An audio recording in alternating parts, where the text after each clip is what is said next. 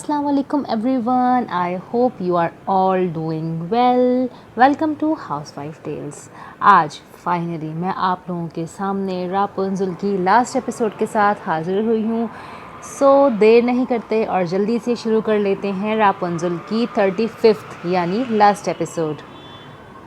ہائے اللہ، کیا واقعی وہ ایسی باتیں سوچتی رہی. اس کا ذہن کسی ایک نقطے پر مرکوز نہیں ہو پا رہا تھا. ان کے درمیان ضروری باتیں تو ہوتی رہتی تھیں، یوٹیلیٹی بلز، ایمن کی فیس، شہرین کی ادویات، یہ سب معاملات نینا ہی دیکھتی تھی اور سمی کی ہدایت کے بعد ہی کرتی تھی. لیکن یہ سب باتیں کرنے کے لیے وہ اسے بالخصوص کمرے میں تو کبھی نہیں بلواتا تھا. وہ بہت کنفیوز ہو رہی تھی. اسی دوران سمی باتھ روم سے نکل آیا. آپ مصروف تو نہیں تھی نا؟ اس نے میز پر پڑے ٹیشو پیپر کے ڈبے میں سے ایک ٹیشو پیپر لیتے ہوئے اس سے پوچھا. نینا نے نفی میں گردن ہلا دی. سمی نے راکنگ چیئر گھسیٹی اور کاؤچ کے بالکل قریب اس کے سامنے کر دی. نینا کو لگا وہ اب تو کاؤچ پر سے گر ہی جائے گی. وہ بالکل اس کے سامنے بیٹھا تھا. وہ اس کے اتنے قریب اپنے حواسوں میں تو کبھی نہیں ہوا تھا. اور بات جانے کیا تھی جو وہ کرنے والا تھا. لیکن سچ یہ تھا کہ نینا کا دل دھک دھک کرتا رہا اور دل اس معاملے کو مزید گھمبیر کیے جا رہا تھا بلا وجہ. نینا کو نظر نہیں آ رہا تھا لیکن اسے محسوس ہو رہا تھا کہ یقیناً اس کا چہرہ سرخ ہو چکا تھا. کیسی ہیں آپ؟ وہ اب اس کی آنکھوں میں دیکھتے ہوئے پوچھ رہا تھا. نینا نے 2-3 گہری گہری سانسیں بھریں ورنہ شاید وہ بول ہی نہ پاتی. جی ٹھیک. وہ ایک نظر اسے دیکھتی رہی پھر کنفیوزڈ ہو کر اپنی انگلیوں کی جانب دیکھنے لگی. آپ کے گھر میں سب کیسے ہیں؟ یہ دوسرا سوال تھا جس نے نینا کو مزید کسی قدر حواس باختہ کر دیا. یہ سوال تو سمی نے کبھی نہیں پوچھا تھا. ٹھیک. وہ بعجلت پر اتنا ہی کہہ پائی جیسے جتانا چاہ رہی ہو کہ اب کر لو ضروری بات ورنہ میرا دل پھٹ جائے گا. اور آپ کی بہن، ان کا بیبی؟ وہ پوچھتا چلا جا رہا تھا اور نینا بس حیران ہوتی جا رہی تھی. سب ٹھیک ٹھاک ہیں. آپ کیوں پوچھ رہے ہیں؟ سب خیریت ہے نا؟ اس نے اس کی جانب دیکھے بنا کہا تھا. اس کے اعتماد کی بحالی کے لیے ضروری تھا کہ وہ کچھ بولتی. آپ کو بچے پسند ہیں؟ سمی نے بالکل عام سے انداز میں اگلا سوال کیا لیکن وہ دیکھ اسی کی جانب رہا تھا. نینا کو لگا اس کی آنکھیں اس سوال پر پھٹ سی گئی ہیں. اسے لگا وہ اب کچھ نہیں بول پائے گی. یہ کس طرح بھی سا عمل تھا. اسے اگر سمی رندھاوا سے محبت نہ ہوتی تو وہ اس سوال کا کوئی کڑکتا بھڑکتا جواب دے دیتی. لیکن اب تو جیسے اسے اس سوال پر شرم سی آ گئی تھی. اس سے چند لمحے کچھ بولا ہی نہیں گیا. وہ اس سوال کا جواب کیا دیتی؟ اسے بچے پہلے کبھی پسند نہیں رہے تھے. مہر کے بعد ایمن ہی تھی جو اسے اچھی لگتی تھی یا پھر ہر وہ انسان جو اسے اپنے جیسا محروم محبت نظر آتا تھا، بھا جاتا تھا. تیسری زری کی بیٹی تھی جس کو پہلی نظر دیکھتے ہی اس کا خون جوش مارنے لگا تھا. لیکن یہ بھی سچ تھا کہ وہ اگر کبھی اپنے مستقبل کے متعلق خواب دیکھتی تو اس میں ایمن اور سمی کے علاوہ ایک مزید بچے کے متعلق ضرور سوچتی تھی. اور یہ تب سے ہونا شروع ہوا تھا جب سے ایمن نے اسے اپنی فرینڈ کے نومولود بھائی کا ذکر کرتے ہوئے یہ خواہش کی تھی کہ اسے بھی بیبی چاہیے. بچے کسی کو ناپسند نہیں ہوتے. انسان کی پہچان اس کے بچوں سے ہی ہوتی ہے. اور میں سمجھ سکتا ہوں کہ بحیثیت خاتون ہونے کے آپ کو بھی بچے کی خواہش ضرور ہوگی. سمی نے کہنا شروع کر دیا. نینا نے اس سے ایسی باتیں کبھی نہیں کی تھیں. اسے اب بھی یہ سب سننا اچھا نہیں لگ رہا تھا. یہ سب سنتے ہوئے اسے شرم سی آ رہی تھی اور وہ اعتماد سے بات ہی نہیں کر پا رہی تھی. سمی نے شاید یہ محسوس کر لیا تھا. وہ ذرا سا پیچھے ہٹ کے بیٹھا اور پشت سے ٹیک لگا لی اور پھر چند لمحے سوچنے کے بعد اس نے کہنا شروع کیا. مجھے اور شہرین کو بچے بہت پسند تھے لیکن جب ہماری شادی ہوئی تو ہر چیز بدل سی گئی. میرے والدین اور شہرین کے والدین دونوں ہی اس شادی پر دل سے خوش نہیں تھے. مجھے تو اس بات سے فرق نہیں پڑتا تھا لیکن شہرین کے لیے یہ باتیں ہماری خوشی سے کہیں زیادہ اہم تھیں. اس کی ادے اور اس کی بہنیں اسے ذہنی ٹارچر کرتی تھیں اور یہی حال میری امی کا بھی تھا. میرے سمجھانے کے باوجود وہ بہت پریشان رہتی تھیں. ضرورت سے زیادہ ایک ہی بات کے متعلق سوچتے رہنے کے باعث وہ اینٹی ڈپریسنٹ بھی لے لیا کرتی تھیں. ایمن انہی حالات میں پیدا ہوئی تھی. وہ چپ ہوا. ہمیں یعنی مجھے اور شہرین دونوں کو دوسرے بچے کی حاجت نہیں تھی. اس نے ایک ہی جملہ بولا اور پھر چپ ہو گیا. اب کی بار اسی کی جانب دیکھ رہا تھا وہ اور نینا بھی اسے ہی دیکھ رہی تھی. وہ ذرا سا آگے ہوا اور اس کا ہاتھ تھام لیا. نینا کو کرنٹ سا لگا. ابھی بھی نہیں ہے.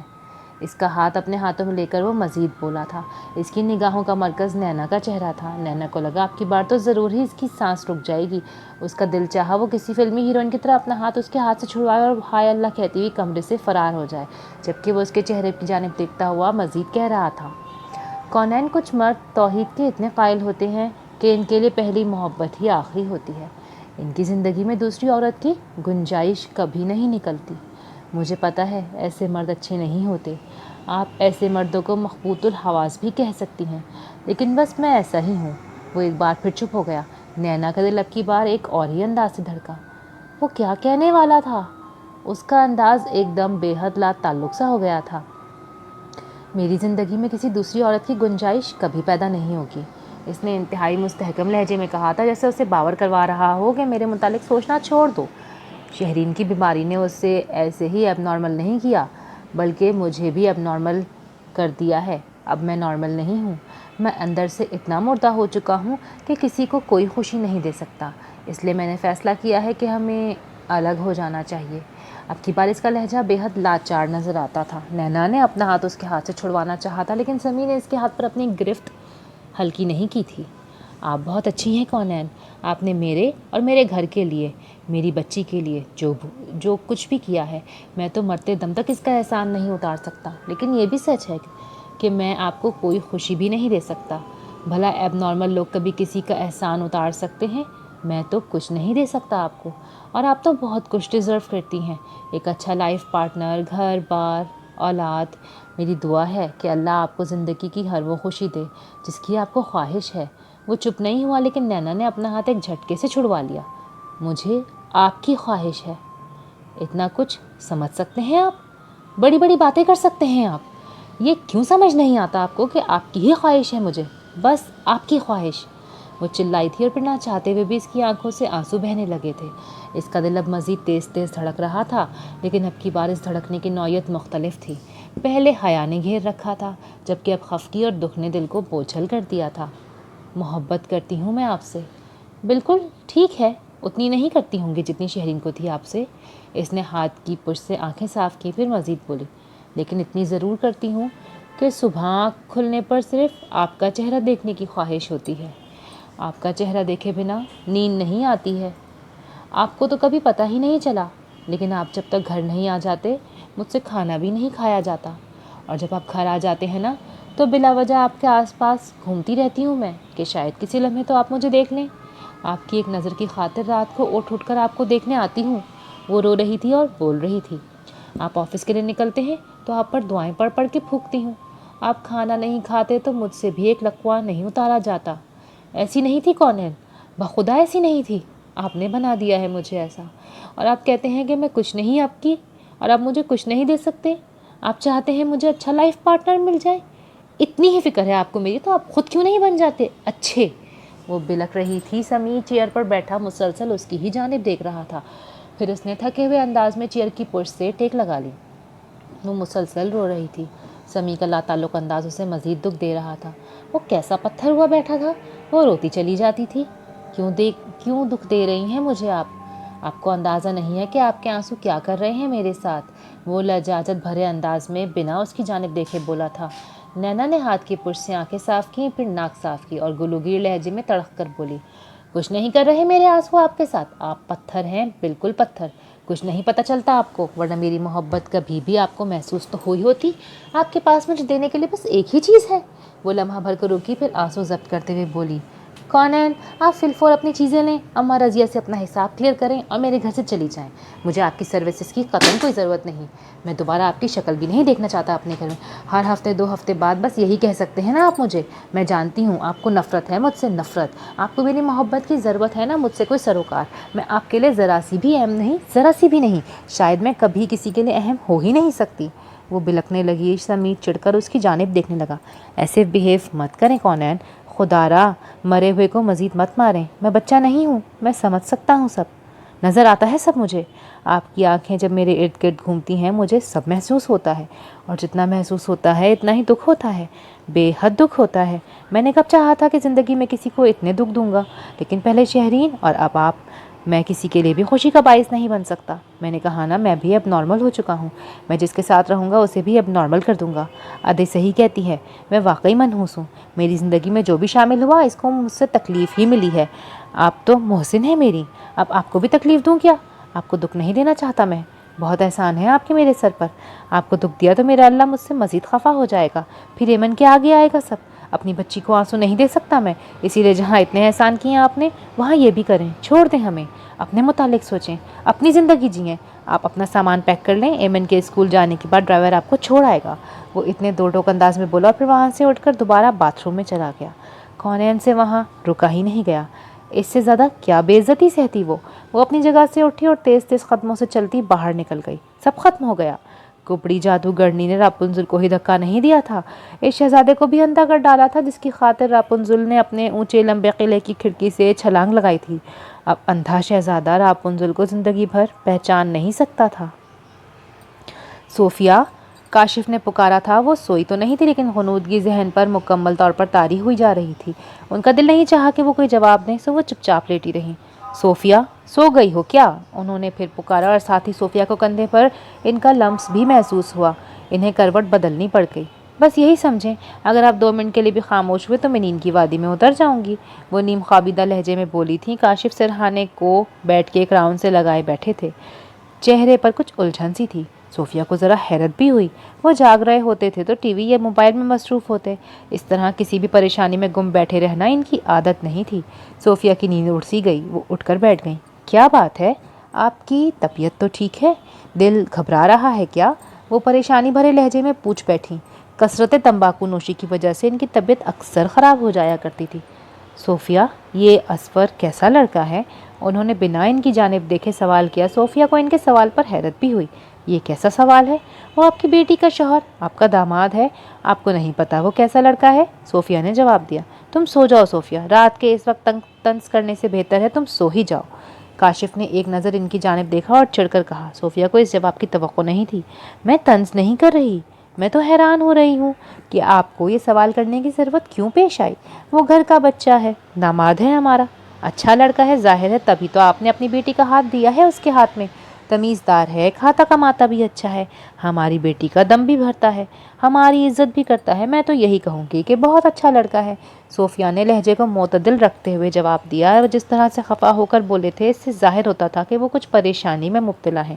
کاشف نے اپنا رخ ذرا سا ان کی جانب موڑا۔ صوفیہ، تمہیں نہیں لگتا کہ اصفر ہر وقت موبائل استعمال کرتا رہتا ہے؟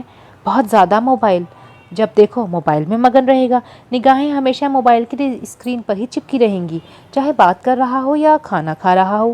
صوفیہ کے چہرے پر پہلے طنزیہ سی مسکراہٹ چمکی، پھر اس نے کہا، کاشف صاحب یہ تو گھر گھر کی کہانی ہے، آج کل تو ہر شخص بس یہی کام کرتا دکھائی دیتا ہے۔ کچھ دن ہوئے آپا آئی ہوئی تھی، وہ بھی اپنے بیٹوں کی یہی شکایت کر رہی تھی کہ موبائل سے نظریں ہی نہیں ہٹتی ان کے بیٹوں کی، ہر وقت بس موبائل رہتا ہے ہاتھوں میں، اور پھر آپ خود بھی تو خود کھیلتے ہیں اس موبائل سے۔ صوفیہ کا مقصد انہیں تسلی دینا تھا کہ عام سی بات تھی، لہٰذا لہجے کو شوخ بنا کر بولنے، مگر آنکھوں میں چھپا طنز تمسخر مکمل طور پر عیاں تھا۔ میں تو گیم کھیلتا ہوں، گولیاں ٹافیاں توڑتا رہتا ہوں، اور کوئی مصروفیت بھی تو نہیں ہے اس عمر میں، وہ چڑھ کر بولے تھے۔ اصفر بھی گیم ہی کھیلتا ہوگا، اور وہ کیا لوگوں کے بچے اغوا کرتا ہے موبائل پر؟ عجیب باتیں کرتے ہیں آپ کا مشغلہ اس کا گناہ۔ صوفیہ بھی اب کی بار ان کے لہجے سے زچ ہو کر بولی تھی۔ تم سمجھ نہیں رہی ہو میری بات، میں یہ کہنا چاہ رہا تھا کہ کہیں… وہ کہتے کہتے لمحہ بھر کو چپ ہوئے، پھر گہری سانس لے کے بولے، مجھے اس لڑکے کے رنگ ڈھنگ ٹھیک نہیں لگتے، کچھ رنگین مزاج سا ہے، لاپرواہ بھی، ذری کا خیال بھی نہیں رکھتا۔ کاشف نے دوبارہ سے کراؤن سے ٹیک لگا لی، وہ اپنی بات سمجھا نہیں پا رہے تھے۔ صوفیہ کے چہرے پر طنزیہ مسکراہٹ چمکی، لیکن وہ بولی شرارتی لہجے میں، وہ تو آپ بھی ہیں رنگین مزاج، اس عمر میں بھی بانکے سجیلے بنے پھرتے ہیں، وہ تو پھر جوان بچہ ہے کاشف صاحب۔ ان کے چہرے پر بے انتہا خفگی نمایاں تھی۔ ایک تو تم مجھے ہر بات میں گھسیٹ لیا کرو، غضب خدا کا میں اپنی پریشانی کا اظہار کر رہا ہوں، اور تمہیں یہاں طنز و مزاح سے فرصت ہی نہیں مل رہی۔ میری بیٹی کا ذرا خیال نہیں ہے اس شخص کو، وہ اس کی وجہ سے بھوکی بیٹھی رہتی ہے، اور یہ محترم جانے کہاں کہاں گھومتے رہتے ہیں۔ وہ ناراض لہجے میں بولے۔ وہ چاہ کر بھی صوفیہ کے سامنے کھل کر اپنے خدشات کا اظہار نہیں کر پا رہے تھے۔ انہیں اس حد درجہ سنجیدہ دیکھ کر صوفیہ بھی سنجیدہ ہو گئی، پھر اپنی جگہ پر لیٹتی ہوئی بولی، آپ سو جائیں کاشف، خواہ مخواہ پریشان ہو رہے ہیں، جیسا آپ سوچ رہے ہیں ایسا کچھ نہیں ہے۔ وہ جوان بچہ ہے، اس عمر میں ایسے ہی ہوتے ہیں لڑکے۔ 50 سال والی ذمہ داری اب 27 سال میں تو اٹھانے سے رہے۔ آپ باپ ہیں زری کے، جیسا خیال آپ رکھتے ہیں ویسا وہ تو نہیں رکھ سکتا نا۔ آپ کو زری سے زیادہ ہی محبت ہے، یہی وجہ ہے کہ آپ بلا وجہ وہمی ہو جاتے ہیں۔ صوفیہ نے انہیں سمجھایا اور ساتھ ہی کروٹ بدل لی۔ کاشف چند لمحے ان کی پشت کی جانب دیکھتا رہا، پھر انہوں نے سر جھٹکا تھا۔ نہیں صوفیہ، معاملہ اتنا سادہ نہیں ہے۔ میری آنکھوں نے جو دیکھا وہ وہم نہیں ہو سکتا۔ انہوں نے سوچا تھا اور آج کی رات انہیں نیند آنے والی نہیں تھی۔ اپنے متعلق سوچیں، اپنی زندگی جئیں۔ اس کا لہجہ کتنا سپاٹ تھا، نینا کا دل جل کر خاکستر ہو چکا تھا۔ وہ رونا نہیں چاہتی تھی، لیکن پل کے ہر 5 منٹ بعد بھاری ہو جاتی تھی۔ آنسوؤں کا بوجھ سنبھالنا مشکل ہوا جاتا تھا، پھر وہ نہ چاہتے ہوئے بھی رونے لگتی تھی۔ 5 منٹ رو لیتی تو پھر غصہ آنے لگتا۔ بیڈ روم سے نکل کر آئی تو انداز ایسا تھا کہ ساری دنیا کو آگ لگا کر سمیر رندھاوا کو بھی اس میں ہی جھونک دے گی اور خود پاس بیٹھ کر تماشا دیکھے گی۔ لیکن 10 منٹ ایمن کے کمرے میں بیٹھ کر جلنے کوڑنے کے بعد اس پر عقدہ کھلا کہ وہ یہ کبھی نہیں کر سکتی تھی۔ وہ سمیر رندھاوا کو نہیں چھوڑ سکتی تھی۔ اپنی زندگی جئیں؟ کیسے جیوں میں اپنی زندگی؟ آپ کے نام کا زنگ لگ چکا ہے میری زندگی کو، اور زنگ اترتے ہیں بھلا؟ وہ جھلے بھنے انداز میں سوچتی تھی۔ سمی کے تاثرات یاد آتے تھے تو دل چاہتا تھا کہ ابھی سب کچھ چھوڑ چھاڑ یہاں سے بھاگ جائے، لیکن دل میں اس کا جو مقام تھا وہ یہ بھی نہیں کرنے دے رہا تھا۔ اپنی زندگی جئیں، اتنا آسان ہے کہ اپنی زندگی جینا؟ اور اگر جی سکتی اپنی زندگی تو آپ کے حکم کا انتظار تھوڑے ہی کر رہی ہوتی، عرصہ پہلے سب چھوڑ چھاڑ آپ کی اس سلطنت کو ٹھوکر مار کر جا چکی ہوتی۔ لیکن قسمت خراب ایسا کر نہیں سکتی۔ یا اللہ، کیا اتنی گناہگار ہوں میں کہ مجھے ہر جگہ اسی طرح سے دھتکارا جائے گا؟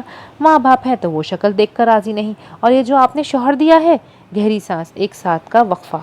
ہاں ٹھیک ہے، میں نے ضد کر کے لیا تھا اس بدتمیز انسان کو، لیکن یا اللہ اب میں محبت کرتی ہوں نا اس سے، اس کی خاطر سب کچھ کرنے کو تیار ہوں۔ ایک اور گہری سانس، ایک مزید ساتھ کا وقفہ۔ ہاں ٹھیک ہے پیارے اللہ، آپ کی خاطر تو کبھی کچھ نہیں کیا میں نے، لیکن آپ کے ساتھ کوئی سودے بازی بھی تو نہیں ہو سکتی نا۔ آپ کی محبت تو ہر شرط سے بالا تر ہے، تو بس پھر پلیز میری خاطر اس احمق شخص کو تھوڑی سی عقل دلائیں۔ ایسے کون چھوڑتا ہے اپنی بیوی کو؟ کیسے کہہ رہے تھے پلپلا سا منہ بنا کر؟ میں واقعی منحوس ہوں۔ منحوس نہیں جناب، کم عقل ہیں آپ۔ بستر پر لیٹے لیٹے وہ جلے بھجے انداز میں بڑبڑاتی ہوئی جا رہی تھی۔ اس کا ذہن اتنا لاچار تھا کہ سوچے بھی تتر بتر سی ہو رہی تھی۔ اگلا لاہ عمل کیا ہونا چاہیے یہ بھی سمجھ نہیں آ رہا تھا۔ کشتیاں اتنی بری طرح جل چکی تھیں کہ واپس پلٹنا بھی مشکل تھا، اور واپس پلٹنے کی خواہش بھی کسے تھی؟ یا اللہ، میں نے کیا غلط کیا؟ شادی ہی تو کی ہے۔ ہاں ٹھیک ہے، ضد کر کے کی تھی، لیکن آپ سے بہتر کوئی نہیں جانتا کہ یہ شادی کس لیے کی تھی میں نے۔ اچھا، میں مانتی ہوں کہ میری جذباتیت میرے فیصلے کا سب سے بڑا محرک تھی، اور ایمن سے تو میں واقعی مخلص رہی ہوں یا اللہ، لیکن یہ فضول شخص جو اتنا مغرور بنا پھرتا ہے، اس کی خاطر تو نہیں کی تھی نا۔ لیکن میں اس شادی کو بچانا اسی شخص کی خاطر چاہتی ہوں۔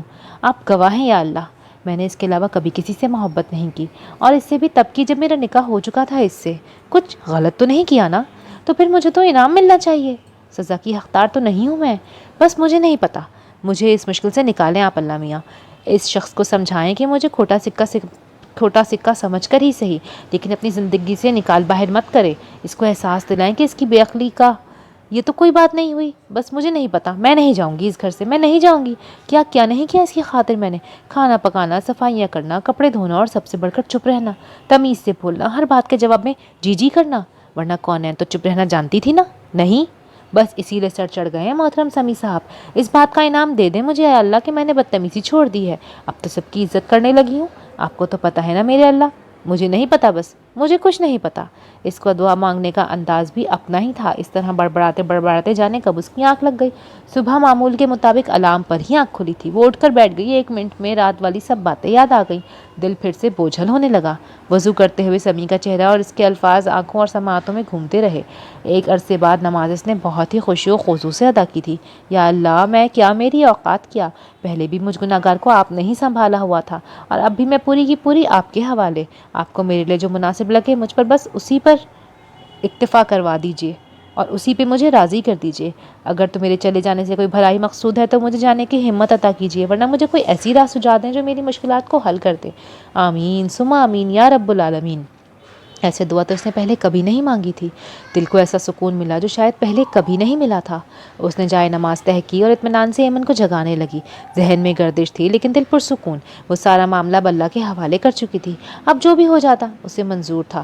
ایمن کا ہاتھ منہ دھلا کر اسے یونیفارم پہناتے ہوئے اس کے ذہن میں خیال بجلی کی طرح سے گوندا تھا۔ ایمن آج آپ اسکول نہیں جائیں گی، گھر چلیں گی، بلکہ نانوں کے۔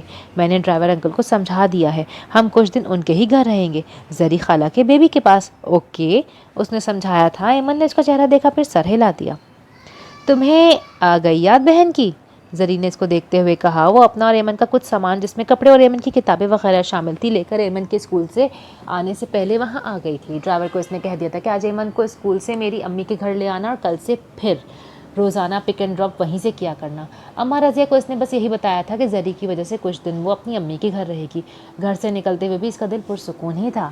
پہلے بھی جو کچھ ہوا اس پر میرا اختیار کب تھا اور آئندہ بھی جو ہوگا میرے اختیار میں کب؟ میں اب بس اپنی اوقات میں رہوں گی، رب جانے اور اس کا کام۔ گھر کے گیٹ سے نکلتے ہوئے اس نے ایک نظر اوپر اس کمرے کی بڑی سی کھڑکی پر ضرور ڈالی تھی جو سمی کے کمرے میں کھلتی تھی۔ اس کے دل سے بس یہی صدا نکلی تھی، اسی لیے جب وہ امی کے گھر پہنچی تو اس کی حالت میں نہیں تھی جیسی حالت میں وہ کل رات کو سوئی تھی۔ اس نے راستے سے زری کا پسندیدہ چاکلیٹ فج کیک لے لیا تھا، اس کی بیٹی کے لیے شاپنگ کی تھی۔ اس کے پورے وجود سے اطمینان ٹپکنے لگا تھا۔ زری کا تانا بھی اسے تانا نہیں لگا۔ یاد تو مرنے والوں کو کیا جاتا ہے، تم تو ابھی تک زندہ ہو نا؟ اس نے بشاشت بھرے انداز میں جواب دیا، حالانکہ اسے محسوس ہو رہا تھا کہ امی اسے بغور دیکھ رہی ہیں۔ ایمن کی ماں کیسی ہے؟ کچھ بہتر ہوئی حالت اس کی؟ میں نے آنا تھا اسے دیکھنے، لیکن زری کی وجہ سے گھر سے نکلنا ہی نہیں ہوتا۔ اب تم آ گئی ہو تو تمہارے ساتھ جاؤں گی ہاسپٹل۔ انہوں نے جیسے اس کے شکوہ کرنے سے پہلے ہی وضاحت کر دی۔ نینا نے ان کی بات کے جواب میں فقط سر ہی ہلایا تھا۔ ایسا لگتا تھا کہ اس نے بہت عرصے بعد ایک دعا اتنے خلوص سے مانگی تھی جو فوراً قبول ہو گئی تھی۔ زندگی وہی تھی، حالات اور مسائل ویسے ہی تھے جیسے رات تھے، لیکن خدا نے اس کے دل کو سکون کی دولت بخش دی تھی۔ اس نے تحمل کرنا سیکھ لیا تھا۔ اس نے اپنے آپ کو اپنے خالق کے ہاتھ میں سونپ دیا تھا جس کی بنا پر اس کا وجود بالکل ہلکا پھلکا ہو گیا تھا۔ اب کوئی کچھ بھی کہتا یا کرتا اسے پرواہ نہیں تھی۔ میں ایمن کے لیے کیا بناؤں؟ نوڈلز بنا دوں؟ امی اس کے چپ رہنے پر دوبارہ بولی تھی۔ نہیں نہیں، آپ آرام کریں، میں خود بنا دوں گی۔ بلکہ مجھے بتائیں زری کے لیے کیا بنانا ہے، میں اس کے نخرے اٹھانے ہی تو آئی ہوں۔ وہ مسکرا کر بولی۔ امی کے چہرے پر بھی مسکراہٹ پھیل گئی۔ ارے یار، تم اس مصیبت کو بھی ساتھ لے آئی ہو، اسے تو وہیں چھوڑ آتی، رہے اپنے باپ کے ساتھ۔ ایک تو میں تمہارے اس دم چھلے سے بڑی عاجز ہوں۔ زری چڑھ کر بولی۔ نینا نے اس کی جانب دیکھا۔ ایمن کے معاملے میں وہ ابھی بھی جذباتی تھی۔ اس سے پہلے کہ وہ زری کو اس طرح کہنے پر ٹوکتی، امی بولی تھی، زری تم کب عقل سیکھو گی؟ وہ ایک چھوٹی بچی ہے، اپنی ماں کے ساتھ ہی رہے گی نا، اور نینا اس کی ماں ہی ہے۔ اب تم جانتی ہو وہ نینا کے بغیر نہیں رہ سکتی۔ اب نینا تمہاری خاطر یہاں آئی ہے تو بچی کو بینک میں جمع کرا کے تو نہیں آ سکتی۔ اور خبردار اس کے سامنے کچھ الٹا سیدھا مت بولنا، تم خود بھی اب ایک بیٹی کی ماں ہو، سوچ سمجھ کے بولنا سیکھو۔ امی نے اسے گھرکا تھا، اسے برا تو لگا مگر چپ ہو گئی۔ وہ اپنے گزشتہ بار کے رویے کی وجہ سے ویسے ہی شرمندہ تھی، اسی لیے نینا کو ناراض نہیں کرنا چاہتی تھی، مگر اسے ایمن کبھی پسند نہیں رہی تھی۔ لیکن وہ نینا کے آنے سے خوش تھی۔ اس نے بھی آتے ہی زری کے کام کافی سنبھال لیے تھے۔ اسکول کے بعد ایمن بھی وہیں آ گئی تھی، گھر میں رونق ہو گئی۔ وہ زری کی بیٹی کو دیکھ کر بے تحاشا خوش تھی، اس کی بار بار تعریفیں کر رہی تھی کہ زری کا مزاج مزید اچھا ہو گیا۔ ابا کے آنے کے بعد نینا اپنے کمرے میں ہی محدود رہی تھی، لیکن پھر بھی پہلا دن اطمینان سے گزر گیا۔ اس سب کے دوران اس کا مسلسل دھیان اپنے موبائل فون کی جانب لگا رہا کہ شاید سمی فون کرے اسے ڈانٹے گا کہ وہ ایمن کو کیوں لے گئی، لیکن ایسا کچھ نہیں ہوا۔ ایک فون تو کر ہی لیتا ہے انسان، اور اللہ پاک کیسے شخص سے محبت کروا دی آپ نے مجھے، انہیں تو اپنی بیٹی کا بھی احساس نہیں ہے۔ یہ نیا مشغلہ ہاتھ لگا اس کے، ساری زندگی دنیا بھر سے لڑتی بھرتی رہی تھی، ذرا ذرا سی بات پر چلا کر آسمان سر پر اٹھا لینا اس کی عادت رہی تھی۔ لیکن اب جا کر سمجھ میں آیا تھا کہ فرسٹریشن نکالنے کا سب سے بہترین طریقہ تو یہ تھا کہ ساری شکایتیں اللہ کے پاس رجسٹر کروا دو۔ دعا سے بہتر انتظام اور انتقام کوئی نہیں ہے۔ میں اللہ سے دعا کر کر کے دراصل آپ سے انتقام لے رہی ہوں اور اپنے آنے والے کل کا انتظام بھی کر رہی ہوں، سمیر رندھاوا۔ اس نے رات امی کے گھر اپنے بستر پر ایمن کے ساتھ سوتے ہوئے مسکراتے ہوئے سوچا تھا۔ یہ اچھا انتقام تھا جس میں اسے مزہ آ رہا تھا۔ یہ ہے کون؟ مقبول حسن نے ان سے پوچھا۔ انہوں نے اپنے اس دیرینہ کسٹمر کو اسفر کے متعلق کچھ معلومات اکٹھی کرنے کی درخواست کی تھی۔ مقبول حسن نے زندگی کا بڑا حصہ پولیس ڈپارٹمنٹ میں گزارا تھا، ان کے کافی تعلقات تھے ادھر ادھر۔ وہ ان کے شو روم سے اپنے گھر کے لیے کافی اپلائنسز وغیرہ لیتے رہتے تھے۔ ان کی بیٹی کا جہیز بھی سارا انہی کے شو روم سے گیا تھا۔ کاشف نثار کو اپنی ہی داماد کے متعلق انکوائری کرنے کے لیے وہی ایک بہتر شخص نظر آئے کہ ان کی آپس میں کوئی رشتہ داری نہیں تھی۔ وہ ان کی بات کا صیغہ راز میں رکھ کر کام کر سکتے تھے، اسی لیے انہوں نے ان سے درخواست کی تھی۔ وہ دراصل میرے ایک بہت عزیز دوست کے داماد ہیں۔ وہ کچھ شکوک و شبہات کا شکار ہیں۔ انہوں نے مجھ سے کہا تھا کہ اس لڑکے کے متعلق معلومات اکٹھی کر دوں۔ مجھے آپ اس کام کے لیے بہترین نظر آتے ہیں۔ اپنے کام اب انسان ہر غیر سے تو نہیں کہہ سکتا نا، معاملہ ذرا نازک ہے۔ آپ یوں سمجھیں میرے گھر کا ہی معاملہ ہے، یہ کام کر دیں پلیز۔ میرے دوست کافی پریشان ہیں۔ انہوں نے درخواست کی۔ رشتہ کرتے وقت تو انہوں نے ہر بات کا دھیان رکھا تھا، جاب، گھر بار، احباب، سب سے معلومات حاصل کی تھی، لیکن یہ خیال تو ذہن میں آیا ہی نہیں تھا کہ ان کے لیے اتنا کافی تھا کہ ان کی حسین اور جمیل بیٹی اس شخص کو پسند کرتی ہے، اور وہ دیکھنے میں کافی خوشحال اور خوش شکل تھا۔ لیکن اب انہیں لگ رہا تھا کہ انہوں نے عجلت کا مظاہرہ کیا ہے۔ مقبول حسن نے انہیں تسلی دی۔ کاشف صاحب، آپ مجھے بس ان کا فون نمبر دیتے ہیں، باقی میں جانوں اور میرا کام، آپ مجھ پر چھوڑ دیں یہ معاملہ۔ 2 دن میں سب پتہ کروا دوں گا آپ کو۔ اور 2 دن بعد جب وہ دوبارہ ملے تھے تو مقبول صاحب کی رپورٹ کافی اطمینان بخش تھی۔ اچھا لڑکا ہے کاشف صاحب، دیانت دار ہے، ذمہ داری سے کام کرتا ہے، کسی نے کوئی شکایت نہیں کی۔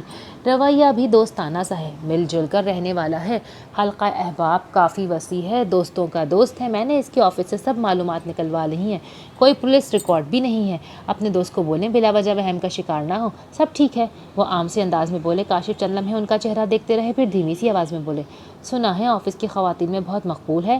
مقبول حسن ہنسے تھے۔ ارے یہ تو اچھی بات ہے نا، جو خواتین میں مقبول ہوتا ہے وہ تو بہترین انسان ہوتا ہے۔ کوئی کسی قابل ہوتا ہے تو ہی اس کی تعریف ہوتی ہے، تبھی تو وہ مقبول ہوتا ہے۔ اور پھر عورت کسی مرد کی تعریف کر دے تو اس سے تو مرد کی شان بڑھتی ہے۔ انہوں نے کاشف کی بات کو سنجیدگی سے نہیں لیا تھا۔ نہیں، میرا مطلب ہے کوئی افیئر وغیرہ تو نہیں؟ سنا ہے کافی دل پھینک طبیعت ہے حضرت کی۔ کاشف نے بالآخر کہہ ہی ڈالا۔ مقبول حسن نے کہکا لگایا، بھائی وہ تو میں بھی ہوں، آپ نہیں ہیں کیا؟ کاشف نثار کے چہرے کا رنگ بدلا تھا اور اڑ سا گیا تھا۔ مقبول حسن مذاق کر رہے تھے۔ بھائی جوان بچہ ہے، اس عمر میں افیئر نہیں کرے گا تو کس عمر میں کرے گا؟ وہ تو آج کل سب مردوں کے ہوتے ہیں، آپ کا کوئی افیئر نہیں ہے کیا؟ وہ ہنستے ہوئے انہیں آنکھوں ہی آنکھوں میں ٹٹول رہے تھے۔ کاشف چپ سے رہ گئے۔ 1 سال ہی تو گزرا تھا ان کے گزشتہ افیئر کو۔ اچھا بھلا ان کی کزن ان پر مہربان تھی، صوفیہ کے مشکوک ہونے کے باوجود ان کا وقت اچھا گزر رہا تھا، مگر پھر نیلم، وہ انہیں پیار سے نیلم ہی بلاتے تھے، نے ان سے شادی کی فرمائشیں شروع کر دیں۔ نہ صرف شادی کی بلکہ وہ کسی پوش علاقے میں ذاتی گھر کا بھی مطالبہ کرنے لگی تھی۔ روز روز کی فرمائشوں سے تنگ آ کر کاشف نے ان سے قطع تعلق کر لیا۔ یہ زیادہ پرانی بات تو نہیں تھی، اپنے دوست کو سمجھائیں، ایسی باتوں پر پریشان نہیں ہوتے۔ اگر تو یہ لڑکا ان کی بیٹی کو خوش رکھ رہا ہے، بچی اپنے گھر سکون سے رہ رہی ہے، تو اس کا گھر برباد نہ کریں۔ اچھے رشتے روز روز نہیں ملتے، اور ویسے بھی آج کل گرل فرینڈ کوئی مسئلہ نہیں بلکہ گھر کی پریشانیوں سے دور رہنے کا نسخہ ہے۔ سوشل میڈیا پر لاکھوں ایسے نسخے دستیاب ہیں، ایک آدھ گرل فرینڈ سے کوئی فرق نہیں پڑتا۔ آپ نے، میں نے بھی تو جوانی ایسے ہی گزاری ہے، بس ذرا سی بات پر کون طلاق لیتا ہے؟ مقبول حسن نے ناک سے مکھی اڑانے والے انداز سے کہا۔ کاشف نثار کو لگا کسی نے ان کے منہ پہ تھپڑ دے مارا ہے، وہ بھی تو ایسی ہی باتیں اسی انداز سے کیا کرتے تھے۔ صوفیہ کو کتنی ہی بار یہ کہہ کر مطمئن کیا تھا انہوں نے کہ ایسی ذرا سی بات پر گھر برباد نہیں کرنا چاہیے، لیکن اب جب اپنی بیٹی کا معاملہ درپیش تھا تو ان کا بس نہیں چل رہا تھا کہ اسفر کو 1 کی 4 سنا ڈالیں۔ لیکن اس کے ساتھ رشتہ ایسا تھا کہ چاہتے ہوئے بھی وہ کچھ کہہ نہیں پا رہے تھے، مگر ان کا دل بے حد بے چین تھا۔ تم واقعی جا رہی ہو؟ اس نے زری سے پوچھا، جو نہایت نزاکت سے اپنا سامان سمیٹنے میں مصروف تھی۔ اس کے آپریشن کو 20 روز گزر چکے تھے، اسے بھی جھک کر کام کرنے میں کافی مشکل کا سامنا تھا۔ منال یعنی اس کی بچی کو اکیلے سنبھالنا بھی اس اکیلی کے بس کا روگ نہیں تھا، لیکن اس نے واپس اپنے گھر جانے کا ارادہ کر لیا تھا۔ ہاں بھائی، بہت رہ لیا امی کے گھر، اسفر کہتا ہے اب واپس آ جاؤ، میں بہت اداس ہو گیا ہوں۔ وہ قطعیت سے بولی، ابھی کچھ دن اور رہ لو، تم سے نہیں سنبھالا جائے گا سب، بہت مشکل ہے یہ سب۔ اس نے آسانیت سے اسے سمجھانے کی کوشش کی، لیکن وہ اس کی جانب دیکھے بنا اپنے کام میں مگن رہی۔ اوہو، تم لوگوں نے کیا مشکل کی رٹ لگا رکھی ہے، امی بھی یہی کہتی چلی جا رہی ہیں۔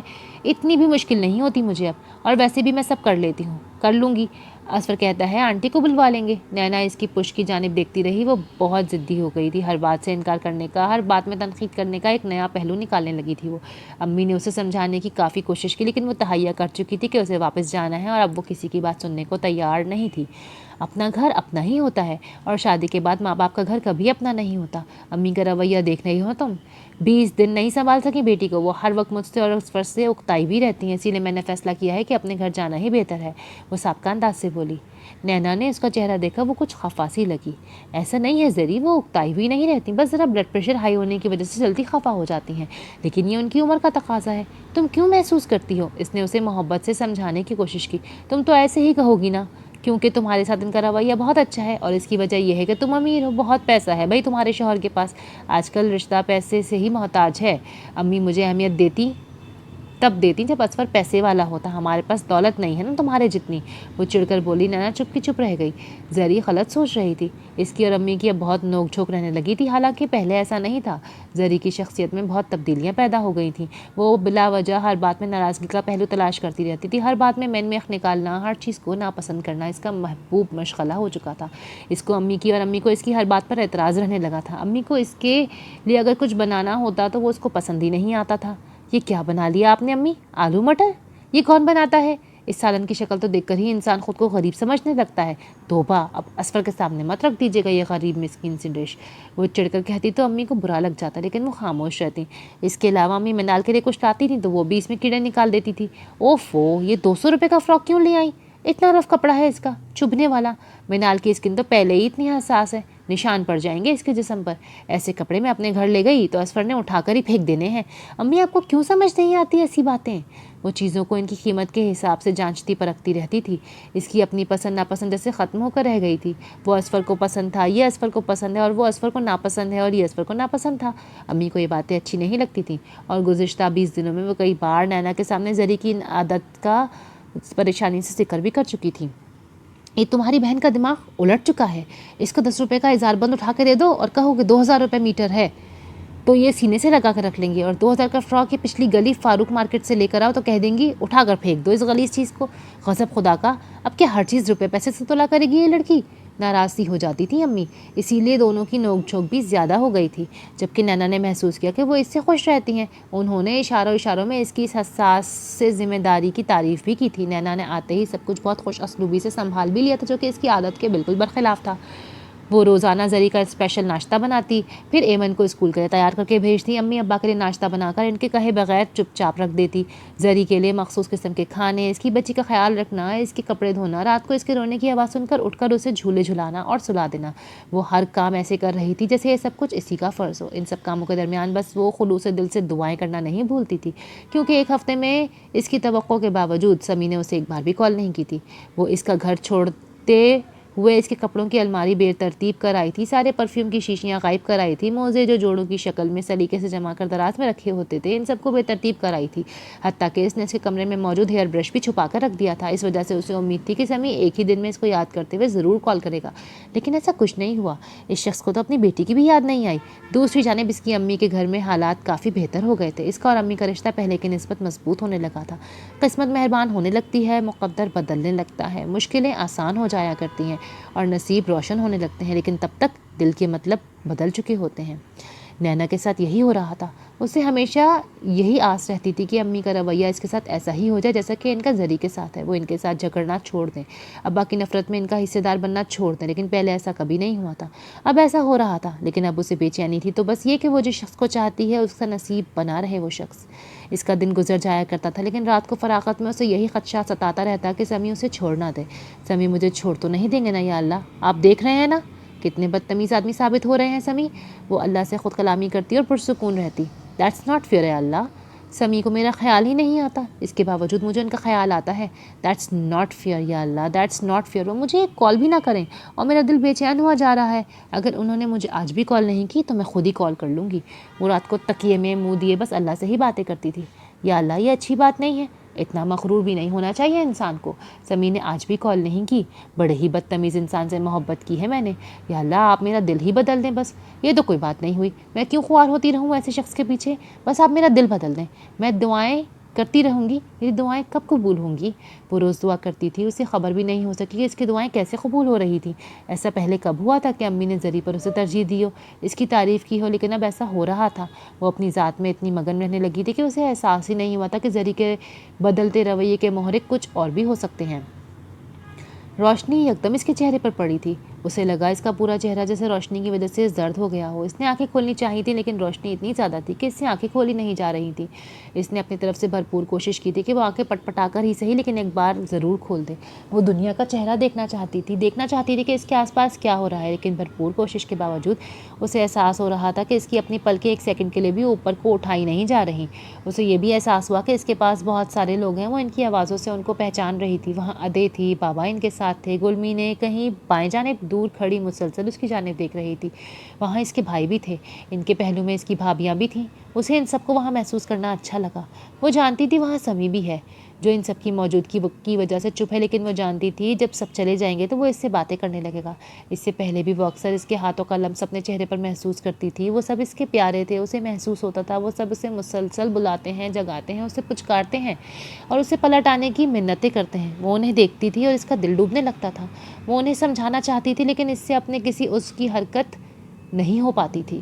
وہ چیخ کر ان سے مخاطب ہونا چاہتی تھی لیکن زبان ہلانا تو دور کی بات، وہ سانس کی نالی کو بھی ٹھیک سے استعمال نہیں کر پا رہی تھی۔ سانس لینے کی کوشش کرتی تو ایسا لگتا جیسے حلق میں پہاڑ جتنے بڑے بڑے پتھر اٹک چکے ہوں۔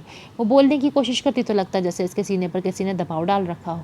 وہ بولنا چاہتی تھی، اٹھ کر بیٹھنا چاہتی تھی، ان سب سے مخاطب ہونا چاہتی تھی، انہیں بتانا چاہتی تھی کہ وہ بالکل ٹھیک ہے، اب اسے درد نہیں ہو رہا، لیکن یہ سب وہ کہہ نہیں پاتی، اور اگر ہمت کر کے وہ ٹوٹے پھوٹے الفاظ میں کچھ بتاتی بھی تھی تو کوئی سمجھ ہی نہیں پاتا تھا۔ اس نے چند ایک بار پھر کوشش کر کے دیکھا مگر اس کی پلکیں اوپر اٹھتی ہی نہیں تھی۔ اس کی زبان میں جنبش ہوتی تھی لیکن اس کی آواز نہیں آتی تھی۔ اس نے تھک ہار کر یہ کوشش ترک کر دی، پھر اس نے اپنی سماعتیں آنے والی آوازوں کی جانب مبذول کر دیں۔ وہ سب باتیں کرتے جاتے تھے، وہ ان سب کو ان کی آوازوں کی وجہ سے شناخت کر رہی تھی، لیکن جس آواز کو وہ سننا چاہتی تھی وہ اسے سنائی نہیں دے رہی تھی۔ اس نے اپنی ساری ہمت مجتمع کر کے سننا چاہا کہ کیا وہ وہاں موجود ہے، لیکن اسے مطلوبہ آواز سنائی نہیں دی۔ وہ ایک دم بے چین ہو کے اٹھی۔ کونین، کہاں ہو تم؟ تم یہاں کیوں نہیں ہو میرے پاس؟ اور اگر تم یہاں نہیں ہو تو میری ایمن کہاں ہے؟ میری ایمن کو کہاں چھوڑ دیا ہے تم نے کونین؟ باجی صاحب نے بولا ہے ایمن بیٹیا کو آج واپسی پہ گھر لے کر آنا ہے۔ ڈرائیور جب ایمن کو اسکول کے لیے لینے آیا تو اس نے نینا کو دیکھتے ہوئے کہا، ایمن کو؟ اس نے ایمن کو گاڑی میں بٹھایا اور پھر اس کی جانب دیکھ کر پوچھا کہ شاید سمی نے کوئی اور بھی پیغام دیا ہو۔ اس نے سر ہلا دیا۔ نینا کے دل کو شدید دھچکا لگا۔ انہوں نے صرف ایمن کو ہی لانے کو بولا؟ اس نے دقت یہ جملہ ادا کیا۔ نینا نے ایک دفعہ پھر سر ہلا دیا اور ڈرائیور کی بات سن کر وہ چپ ہو گئی اور گاڑی سٹارٹ کر دی ڈرائیور نے۔ نینا کا دل بھی ایک دھچکے سے سنبھلا نہیں تھا کہ وہ مزید بولا، وہ دراصل باجی شہرین باجی کی طبیعت کافی خراب ہے نا، ڈاکٹرز نے جواب دے دیا ہے۔ اس نے گاڑی آگے بڑھاتے ہوئے اسے اطلاع دی۔ نینا کو یہ بات سن کر مزید دکھ ہوا، لیکن یہ بات تو ڈاکٹر پہلے بھی بتا چکے تھے۔ وہ سب ذہنی طور پر تیار تھے، لیکن نینا کو اس بات کا بھی دکھ تھا کہ سمی اسے بھی شہرین سے ملنے کے لیے بلوا سکتا تھا۔ حالات اتنے سنگین تھے، کسی وقت کچھ بھی ہو سکتا تھا۔ وہ ایک بار بھی شہرین کو دیکھنے نہیں جا سکی تھی۔ اس کا دل چاہتا تھا کہ وہ ایک بار تو ضرور جائے، لیکن جانے کیوں اب اسے وہاں جاتے ہوئے بھی خوف آتا تھا۔ شہرین کی ادا اس کے بستر کے پاس بیٹھ کر نینا کو جھولی بھر بھر کے بدوائیں دیتی تھی۔ اس سے ان بدواؤں کا بوجھ سنبھالا نہیں جاتا تھا۔ میری قسمت ہی خراب ہے اور ہمیشہ ہی خراب رہے گی، اس نے سیڑھیاں چڑھتے ہوئے سوچا۔ آنسو آنکھوں سے ٹپکنے لگے تھے۔ دل شہرین کے لیے بھی پریشان تھا اور یہ سوچ کر مزید بوجھل ہوا جا رہا تھا کہ اگر سمی کو ان حالات میں اس کی ضرورت نہیں تھی تو پھر اس کی ضرورت کبھی نہیں ہو سکتی تھی۔ وہ انچاہی تھی اور اسے انچاہا ہی رہنا تھا۔ اس نے بمشکل سیڑھیاں عبور کی اور اپنے کمرے میں آ گئی۔ زری ایک دن پہلے ہی واپس گئی تھی۔ ابا نے اسے روکنا چاہا، امی کو اس کے سامنے ان کے رویے پر ڈانٹا تھا اور اسے مزید کچھ دن رہنے کے لیے بھی کہا تھا، لیکن اس نے ان کی بات بھی نہیں مانی اور واپس چلی گئی۔ اس وجہ سے گھر کے حالات کچھ کشیدہ تھے اور دل کی حالت کشیدہ ترین۔ وہ چپ چاپ اپنے بستر پر بیٹھ گئی۔ اسے سمجھ میں ہی نہیں آیا کہ وہ کیا کرے۔ وہ شہرین کو دیکھنا چاہتی تھی، گھر واپس جانا چاہتی تھی، لیکن اسے حد تک بھی محسوس ہوتی تھی وہ شخص اگر اس کا ہاتھ پکڑ کر اسے دروازے سے باہر نکال کرتا تو کیا کر لیتی وہ؟ محبت کی ہے آپ سے، کوئی کاروبار تو نہیں کہ تسلیل کروا کر بھی کچھ حاصل ہونے کی خوشی ہو، اس نے سوچا تھا۔ آنکھیں مسلسل بہہ رہی تھیں۔ ایمن کا کیا قصور ہے کہ اس بچی کو ڈھال کے طور پر استعمال کیا جائے؟ کیا پتہ اس کی ماں کو کتنی خواہش ہو اپنی بچی کو دیکھنے کی۔ میں اسے واپس بھیج دوں گی، بچی ہے کچھ دن روئے گی پھر سنبھل جائے گی۔ سبھی سنبھل جایا کرتے ہیں، میں بھی سنبھل جاؤں گی۔ ہاں واقعی سبھی سنبھل جایا کرتے ہیں، سبھی۔ آپ کی مرضی اللہ پاک، آپ سے بڑھ کر اپنا اچھا نہیں سوچ سکتی میں، آپ نے میرے لیے اچھا ہی سوچا ہوگا بے شک۔ وہ خود کلامی تو کر رہی تھی مگر آنکھوں سے بے تحاشا آنسو ٹپک رہے تھے۔ اس نے ایمن کی چیزیں سمیٹنی شروع کر دی تھی۔ ہماری وجہ سے کچھ رونق تھی، اب تو بالکل سناٹا ہو گیا ہے گھر میں، اس روز زرین نے کہا تھا۔ وہ ایک ہفتہ اپنے گھر رہنے کے بعد دوبارہ ویکینڈ پر منال کو امی سے ملوانے لائی تھی۔ نینا نے سر اٹھا کر اسے دیکھا مگر بولی کچھ نہیں۔ زری بہت کمزور ہو گئی تھی۔ وہ نماز پڑھ کر فارغ ہوئی اور اب سامنے بیٹھی جانے کیا سوچ رہی تھی۔ ایمن کو واپس گئے 8 دن اور 6 گھنٹے ہو چکے تھے۔ اس دوران سمی نے اسے ایک بار بھی کال نہیں کی، نہ ہی اب اس کی جانب سے کوئی دوسری اطلاع موصول ہوئی تھی۔ تم نے غور کیا ابا بہت خاموش رہنے لگے ہیں؟ زری نے منال کو کچھ دیر پہلے ہی سلایا تھا اور اب جیسے باتیں کرنا چاہ رہی تھی۔ نینا نے ایک دفعہ پھر اس کی طرف دیکھا۔ اس کا بات کرنے کا بالکل دل نہیں چاہ رہا تھا، لیکن بہن کی خاطر اس نے سر ہلا کر اس کی بات کی تائید کر دی۔ تم اتنی چپ چپ کیوں ہو؟ واپس کب جاؤ گی؟ زرین نے پوچھا۔ نینا کا دل چاہا اس کی شانوں پر سر رکھے اور پھوٹ پھوٹ کر رونا شروع کر دے۔ ایک یہ کام تھا جو اس نے کبھی کسی کے سامنے نہیں کیا تھا۔ نینا تم میری بہن ہو، ایک مشورہ ضرور دوں گی تمہیں کہ اتنے دن اپنا گھر چھوڑ کر امی کی طرف مت رہا کرو، گھر ٹوٹ جاتے ہیں ایسے، وہ بجھے ہوئے انداز میں بولی۔ نینا نے اس کے جملے میں چھپے اصل مفہوم کو سمجھنے کی کوشش کی۔ مرد کو اکیلا چھوڑنا عورت کی سب سے بڑی بے وقوفی ہوتی ہے۔ مرد تو ویسے بھی پرندہ ہوتا ہے، اسے جگہ جگہ اڑنے اور ادھر ادھر چونچ مارنے کی عادت ہوتی ہے۔ گھر میں بیوی نہ ہو تو وہ زیادہ شتر بے مہار ہو جاتے ہیں۔ زری کا لہجہ بالکل ٹوٹا ہوا تھا۔ اس سے بات بھی مکمل نہ کی گئی۔ نینا نے چونک کر اسے دیکھا۔ وہ پہلے بھی اسے نصیحتیں کیا کرتی تھی، لیکن ایسا ٹوٹا ہوا لہجہ تو پہلے کبھی نہیں سنا تھا اس کا۔ نینا نے بہن کے لیے ممتا بھری ساری حسیات جیسے جاگی تھیں اس کی۔ کیا ہوا زری، سب ٹھیک ہے نا؟ اتنی اداس کیوں لگ رہی ہو؟ اس نے پوچھا تھا۔ زری نے اس بات میں سر ہلا دیا۔ سب ٹھیک ہی ہوتا ہے نینا، خراب تو بس انسان ہو جایا کرتے ہیں۔ وہ کھوئی کھوئی سی تھی۔ نینا تڑپ کر اپنی جگہ سے اٹھی اور اس کے پاس آ بیٹھی۔ کیوں پریشان ہو؟ کیا ہوا ہے؟ زری نے کچھ کہا ہے کیا؟ اسفر نے کچھ کہا ہے کیا؟ نینا کا دھیان اسی جانب گیا۔ زری کچھ نہیں بولی، لیکن نینا کی سوالیہ نظروں کی تاب نہ لا کر اس کی آنکھ سے آنسو ٹپکا۔ اس نے اسے ہاتھ کی پشت سے صاف کیا، لیکن بولی کچھ نہیں۔ نینا اسی کی جانب دیکھ رہی تھی۔ بتاؤ نا زری، کیا پرابلم ہے؟ اس نے دوبارہ پوچھا۔ نینا، اسفر کی زندگی میں کوئی اور بھی ہے، یا شاید پتہ نہیں۔ وہ کشمکش کسی کیفیت میں لگتی تھی، جیسے کچھ بتانا بھی چاہتی ہو اور نہ بھی بتانا چاہتی ہو۔ نینا نے اس کے ہاتھ پر اپنا ہاتھ رکھا۔ زری کو بس اتنے ہی لمس کی ضرورت تھی۔ وہ اس کے گلے لگ گئی اور پھوٹ پھوٹ کے رونے لگی۔ نینا کو زیادہ حیرت نہیں ہوئی۔ اس کا اور اسفر کا رشتہ عجیب سا تھا۔ وہ اسے بہت کم مخاطب کرتی تھی۔ اس کے گمان میں اسفر کے متعلق یہ خدشہ ہمیشہ ہی رہتا تھا کہ وہ زری کے ساتھ مخلص نہیں ہو سکتا، لیکن اس کے باوجود اسے زری کے سامنے یہ سب سن کر بہت افسوس ہو رہا تھا۔ اس نے زری کے شانے سے ہلا کر اسے تسلی دینے کی کوشش کی، مگر وہ الفاظ کی سخت کمی کا شکار تھی۔ اس نے خاموش رہ کر زری کا سننا بہتر سمجھا۔ اسفر کی زندگی میں بہت ساری لڑکیاں ہیں، وہ سب سے انتہائی بے تکلف ہے، لیکن ایک لڑکی کے ساتھ وہ ضرورت سے زیادہ بے تکلف ہے۔ اس سے ہر قسم کی باتیں کرتا ہے۔ میں ٹوکتی ہوں تو برا مان جاتا ہے۔ وہ کہتا ہے وہ صرف فرینڈز ہیں۔ وہ سمجھتا ہے کہ میں کنزرویٹو ہوں، چھوٹے ذہن کی ہوں، اسی لیے الٹا سیدھا سوچتی ہوں۔ لیکن ہے نا، فرینڈز کو گندے گندے میسج کون بھیجتا ہے؟ وہ ایک صرف فرینڈ ہو تو مجھ سے موبائل چھپا کر بات کرنے کی کیا ضرورت ہے؟ اور پھر ساری رات بیوی کو چھوڑ کر صرف فرینڈ سے کون باتیں کرتا ہے؟ وہ بہت دکھی تھی، بات کم کر رہی تھی اور روزادہ رہی تھی۔ زری تم ایسے مت سوچو، کیا پتہ وہ واقعی فرینڈز ہو۔ تم نے خود ہی تو بتایا تھا کہ اس کی کلاس فیلوز وغیرہ اب تک اس کے ساتھ ان ٹچ ہیں۔ کیا پتہ تم زیادہ وہمی ہو کے سوچ رہی ہو۔ اس نے زری کو تسلی دینے کی ایک بودھی سی کوشش کی۔ وہ خود جانتی تھی کہ اسفر کس قسم کا انسان ہے، مگر بہن کو مزید پریشان نہیں کرنا چاہتی تھی، اسی لیے جھوٹی تسلی دینا چاہی تھی۔ نینا، وہ میرا شوہر ہے۔ شوہر کے لیے تو ساری باتیں اور پتہ ہوتی ہیں، اور عورتیں وہمی بھی ہوتی ہیں، لیکن یہ میرا وہم نہیں ہے۔ میں اسفر کی آنکھ کی جنبش سے اس کے دل کا حال جان سکتی ہوں۔ اس کا بدلتا ہوا رویہ مجھ سے چھپا ہوا کیسے رہ سکتا ہے؟ وہ لاچاری بھرے انداز سے بولی تھی۔ تم پریشان مت ہو، تم کہو تو میں اس سے بات کروں؟ نینا نے بہت سوچنے کے بعد کہا۔ اسفر سے اس موضوع تو کیا، کسی بھی موضوع پر بات کرنا اسے پسند نہیں تھا، لیکن بہن کی خاطر وہ یہ کر سکتی تھی۔ زری نے گہری لمبی سانس بھری، پھر اپنے گال پر ہاتھ پھیرا کہ آنسوؤں کی نمی کو صاف کر سکے۔ نینا، کیا بات کرو گی تم؟ بات تو میں بھی کر چکی ہوں۔ منال کے بعد سے ہمارے درمیان باتیں ہی ہوتی رہی ہیں اس موضوع پر۔ کیا کہتا ہے وہ؟ تم نے اسے کہا کہ تم یہ سب برداشت نہیں کر سکتی؟ نینا نے اس کی بات کاٹ کر پوچھا۔ اس کے لیے یہ کوئی خاص بات نہیں نینا، میں نے تمہیں بتایا نا، وہ سمجھتا ہے میں کنزرویٹو ہوں اور اس کے اتنے اچھے سرکل آف فرینڈ سے جیلس ہوں۔ میں جب بھی اس موضوع پر اسے ٹوکنے کی کوشش کرتی ہوں تو وہ کہہ دیتا ہے کہ اپنی بچکانہ سوچ کو بدلو زری، زمانہ بدل گیا ہے، زمانہ بدل گیا ہے، بس یہی گردان کرتا ہے۔ وہ یہی کہتا ہے کہ میرا لائف اسٹائل تو پہلے بھی یہی تھا، میں پہلے بھی تمہیں اپنی فرینڈس کی باتیں بتایا کرتا تھا، لیکن تب تم کبھی برا نہیں مانتی تھی۔ اب تم خواہ جیلس ہوتی ہو اور برا مان جاتی ہو۔ لیکن نینا، میں کیا کروں، مجھ سے یہ سب برداشت نہیں ہوتا، مجھے غصہ آنے لگتا ہے۔ میں جب اسے ہر وقت سیل فون پر مصروف دیکھتی ہوں، ہمارے درمیان کشیدگی بڑھنے لگی ہے۔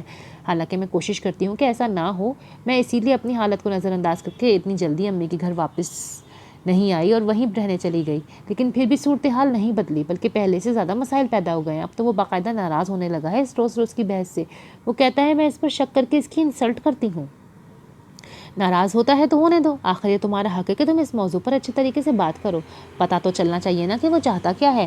نینا کو ساری باتیں سن کر اب غصہ آنے لگا تھا۔ وہ مجھے چاہتا ہے، یہ بات تو وہ برملا بھی کہتا ہے۔ وہ کہتا ہے کہ اس کے دل میں میری بہت اسپیشل جگہ ہے۔ وہ مجھ سے محبت بھی کرتا ہے، اسی لیے تو اس نے مجھ سے شادی کی۔ اور سچ کہوں نینا، وہ میرا خیال بھی رکھتا ہے، روپیہ پیسہ بھی خرچ کرتا ہے، منال سے بھی بہت پیار کرتا ہے، میری ذرا سی تکلیف پر پریشان بھی ہو جاتا ہے، لیکن اپنی روش نہیں بدلتا۔ زری کے چہرے پر بے انتہا لاچاری تھی۔ نینا مزید چڑ گئی۔ یہ کیسی محبت ہے؟ تمہیں اتنی اذیت دے کر وہ دعویٰ کرتا ہے کہ وہ تم سے محبت کرتا ہے؟ چھوڑ دو اسے زری، اتنی اذیت ناقابل برداشت ہے۔ ایسے مرد کے ساتھ ساری زندگی گھٹ گھٹ کر جینے سے بہتر ہے پہلے ہی اپنی راہیں الگ کر لی جائیں۔ اس نے اپنی جانب سے انتہائی پرخلوص مشورہ دیا۔ زری نے قطعیت سے نفی میں سر ہلا دیا۔ یہ ناممکن ہے نینا، میں مر کر بھی اصفر کو نہیں چھوڑ سکتی۔ میں مر جاؤں گی اسے چھوڑ کر، بہت محبت کرتی ہوں میں اس سے۔ مسئلہ یہ نہیں ہے میرا، میں جانتی ہوں ہم دونوں کو محبت ہے ایک دوسرے سے۔ لعنت ہو ایسی محبت پر، جو محبت اتنا تڑپائے رلائے۔ ایسے محبت سے تو موت بہتر ہے۔ تم کیوں ہر روز فقط نقطہ نقطہ کر کے مرنا چاہتی ہو؟ محبت اسے کہتے ہیں محبت؟ وہ غرا کر بولی۔ زری نے اس کے چہرے کی جانب دیکھا اور سابقہ انداز میں بولی، اسے ہی کہتے ہیں محبت نینا، اب تو مان لو کہ اسے ہی کہتے ہیں۔ تم خود بتاؤ، سمیر رندھاوا نے تمہاری زندگی کو کون سا جنت بنا رکھا ہے؟ اس کی جانب سے کون سا جنت کے ہوائیں چل رہی ہیں تمہارے اوپر، کون سا سکون مل رہا ہے تمہیں، لیکن پھر بھی محبت کرتی ہو نا اس سے، تبھی تو برداشت کر رہی ہو یہ سب۔ میں اگر تم سے کہوں کہ چھوڑ دو اس شخص کو تو چھوڑ پاؤ گی کیا؟ نہیں نا، بس یہی بات ہے نینا، میں بھی کبھی نہیں چھوڑ سکتی اصفر کو، میں محبت کرتی ہوں اس سے۔ نینا نے چونک کر اس کا چہرہ دیکھا، اسے خبر نہیں تھی کہ اس کے دل کی حالت اس کے چہرے سے اس قدر عیاں رہنے لگی ہے کہ اس کی بہن تک کو اس کی ساری کشمکش کی خبر ہو چکی ہے۔ ایک لمحے کو تو اسے کچھ بولا ہی نہیں گیا۔ میں تمہیں تانا نہیں دے رہی نینا، تم میری بات کا برا مت ماننا، میں تو صرف یہ کہنا چاہ رہی ہوں کہ یہ اذیت جو ہم دونوں سہ رہے ہیں یہ ہماری قسمت میں ہمارے پیدا ہونے سے پہلے ہی لکھ دی گئی تھی، اور اس کی وجہ یہ نہیں ہے کہ ہمارے نصیب روشن نہیں، بلکہ اس کی وجہ یہ ہے کہ ہمارے باپ نے جو بویا ہے ہمیں وہ کاٹنا ہے۔ ابا نے جانے کتنی لڑکیوں کو اور عورتوں کو خون کے آنسو رلایا ہے، کتنی عورتوں کے دل توڑے ہیں، کتنے ارمانوں کا خون کیا ہے۔ وہ بددعائیں جھولی بھر بھر کے ابا کو جو ملی ہیں نا، اس کی بھرپائی ہمیں ہی تو کرنی ہے، یہی مکافات عمل ہے۔ وہ بولتے بولتے بھی رو پڑی تھی۔ نینا کی آنکھوں سے بھی آنسو چھلکنے لگے۔ دونوں بہنیں کچھ دیر اس طرح بے آواز روتی رہیں، پھر نینا نے ہی خود کو سنبھالا۔ زری ایسا نہیں ہے، ایسا نہیں ہوتا، اللہ پاک ایسا نہیں کرتے ہمارے ساتھ، وہ تو ہم سے 70 ماؤں سے زیادہ پیار کرتے ہیں۔ ہم نے ایسی کون سی غلطیاں کی ہیں جو ہمیں اتنی سخت سزا ملے؟ میں بات کروں گی اصفر سے، ہر مسئلے کا حل ہوتا ہے، میں سمجھاؤں گی اسے۔ وہ کہہ رہی تھی کہ زری نے اس کی بات کاٹ دی۔ نہیں نینا پلیز، تم کسی سے بات نہیں کرو گی، اصفر کو برا لگے گا اور اسے پتہ لگے گا کہ میں نے بہت ساری باتیں اس کی تم کو بتا دی ہیں، اور اپنے میکے میں یہ آ کے باتیں کرتی ہوں میں۔ مرد اپنی حد تک تصور کرتے ہیں اس بات کو، وہ تو پہلے ہی کہتا ہے کہ میں بلا وجہ الٹی سیدھی سوچ سوچ کر اپنے رشتے کو کمزور کر رہی ہوں، اس لیے تم اس سے کوئی بات نہیں کرو گی، اور میں تم سے درخواست کرتی ہوں پلیز ابا سے اس بات پر کوئی بحث نہ کرنا، انہیں کوئی تانا مت دینا، انہیں اس بات کی ذرا سی بھی بھنک نہیں پڑنی چاہیے۔ وہ بہت محبت کرتے ہیں مجھ سے، میری ذرا سی تکلیف پر تڑپ اٹھتے ہیں، انہیں یہ سب پتہ چلے گا تو انہیں بہت اذیت ہوگی۔ میں ابا کو اذیت نہیں دے سکتی نینا، اسی لیے مجھ سے وعدہ کرو کہ تم ابا سے اس متعلق کوئی بات نہیں کرو گی۔ وہ التجا کر رہی تھی۔ نینا اس کا چہرہ دیکھتی رہی۔ وہ سوچتی تھی کہ زری پہلے سے کتنی بدل گئی ہے، بلا وجہ لڑنا جھگڑنا تانا زنی اس کی عادت بن چکی ہے۔ اب اسے احساس ہوا تھا کہ وہ تو ایک الگ ہی ذہنی کیفیت سے گزر رہی تھی۔ پانی کا تیز بہاؤ ایک جانب سے روکو تو دوسری طرف رستہ بنا لیتا ہے۔ زری جب اپنے شوہر سے اپنا ذہنی غبار نہیں نکال پاتی تو گھر میں ان سب کو ٹوک ٹوک کر اپنے آپ کو ہلکان کرتی تھی۔ نینا کی آنکھوں سے مزید کئی آنسو ایک ساتھ ٹپکے تھے۔ وہ خود اتنی تکلیف سے گزر رہی تھی کہ اسے پتہ ہی نہیں چل سکا کہ بہن کے ساتھ کیا ہو رہا ہے اس کی۔ اس نے اسے دوبارہ گلے سے لگا لیا۔ اللہ تمہاری تمام مشکلات آسان کر دے زری، آمین۔ اس نے خلوص سے دل سے دعا کی تھی۔ زری نے بھی آمین کہا۔ ان دونوں کو پتہ ہی نہیں چلا کہ کمرے کے باہر بہت دیر سے کھڑے ایک اور شخص نے بھی اس دعا پر انتہائی دکھ اور خلوص کے ملے جلے تاثرات کے ساتھ آمین کہا تھا۔ وہ آج کل کیوں نہیں آتی جو پہلے روز شام کو ان کو دیکھنے آیا کرتی تھیں؟ Head nurse Naima D Souza نے ڈرپ میں سرنج سے دوا منتقل کر کے شہرین کا لحاف درست کیا، پھر اس کے پائنتی سے لگ کر بیٹھے اس شخص کو تعصب بھرے انداز سے دیکھتے ہوئے سوال کیا۔ سرطان کی مریضہ ہونے کی حیثیت سے شہرین اس ہاسپٹل کی مستقل رہائشی تھی، اس کا یہاں آنا جانا لگا ہی رہتا تھا، اس کے آپریشن، تھراپیز، ریڈیشن سب یہیں ہوتی تھی۔ وہ اب کی بار چوتھی بار کوما میں گئی تھی اور چوتھی ہی بار نرسیں اس کی دیکھ بھال کر رہی تھیں۔ یہ مرضی ایسا ہے کہ اس میں اسپتال کے اسٹاف کو مریض کے چہرے سے ہی واقفیت نہیں ہوتی، بلکہ وہ ان کے خاندان کے سبھی افراد سے بھی واقف ہو جایا کرتے ہیں۔ انہیں دن رات نئے نئے چہروں اور رویوں کو پرکھنے کا موقع ملا کرتا تھا۔ کوما کے بعض مریض تو ایسے ہوتے تھے کہ ان کے چاہنے والے ہمہ وقت ان کے بستر کے پاس موجود رہنا چاہتے تھے، اور بعض کو وہ اکیلے ایڑیاں رگڑ رگڑ کر مرتے ہوئے دیکھ چکی تھیں۔ شہرین سمیع اول الذکر مریضوں میں سے ایک مریضہ تھی۔ اس کے وجود میں زندگی فقط 5 سے بھی 10% باقی رہ گئی تھی۔ ڈاکٹرز کئی بار اس کی آخری سانس کی پیشن گوئی کر چکے تھے، اس کی موت کے خدشے کا اظہار بھی کئی بار کیا گیا تھا، لیکن وہ موت کی دہلیز سے پلٹ کر آ جاتی تھی۔ اس کی حالت اگرچہ بالکل مخدوش ہو چکی تھی، مشینوں نے اس کا وجود اتنی بری طرح سے ڈھک رکھا تھا کہ وہ ان میں ڈھکی چھپی نظر بھی نہیں آتی تھی۔ اس کا جسم بستر پر پڑا رہنے کے باعث اتنا گل چکا تھا کہ اس کے جسم پر جو آبلے پڑے تھے ان میں سے بدبو آنے لگی تھی۔ اس کے رشتہ دار اب اسے دیکھنے کے لیے آتے تھے تو قریب نہیں آتے تھے، بلکہ دور دور سے اسے دیکھتے اور چلے جاتے۔ ایک اس کا شوہر تھا جو روز آتا اور اس کے قریب بیٹھ جاتا اور بس چپ چاپ اس کے قطرہ قطرہ بکھلتے جسم کو دیکھتا تھا۔ ہیڈ نرس نعیمہ کو اس پر ترس بھی آتا تھا، ان کا دل بھی چاہتا کہ وہ کچھ دیر اس شخص کے قریب بیٹھ کر اسے سمجھائیں کہ اس کے قدموں میں مت بیٹھا کرو، ہو سکتا ہے کہ اس کی پرواز تمہاری وجہ سے معطل ہو رہی ہو، تم اس کی روانگی کو اس کے لیے کیوں مشکل بناتے ہو۔ وہ سوچتی تھی مگر کہتے ہوئے جھجک سی جاتی تھیں۔ بعض اوقات اس قسم کے مریضوں کے رشتہ دار ان کی ہمدردی کا بھی برا مان جایا کرتے تھے۔ انہیں ICU کا 13 سال کا تجربہ تھا۔ گزشتہ 5 سالوں سے وہ اس پرائیویٹ ہسپتال کے نیورولوجی یونٹ میں پارٹ ٹائم کر رہی تھیں۔ کئی لوگ ان کے ہاتھوں دم توڑ چکے تھے۔ انہیں مرتے ہوئے لوگوں کے چہروں پر چھپی المناک ان گنت کہانیاں پڑھنے کا گہرا تجربہ تھا۔ وہ جانتی تھی شہرین کے وجود میں کچھ نہیں بچا، لیکن کچھ ہے جو اسے روک لیتا ہے، کچھ ہے جو اسے اتنا بے چین کرتا ہے کہ وہ جاتے جاتے رک جاتی ہے۔ انہیں محسوس ہوتا تھا کہ وہ مرتا ہوا وجود کسی کا منتظر ہے۔ وہ چاہتی تھی کہ وہ اس کے جانے میں مدد کر دیں، اس کی مشکل کو آسان کر دیں، مگر کچھ سوچ کے چپ ہو جاتی تھیں۔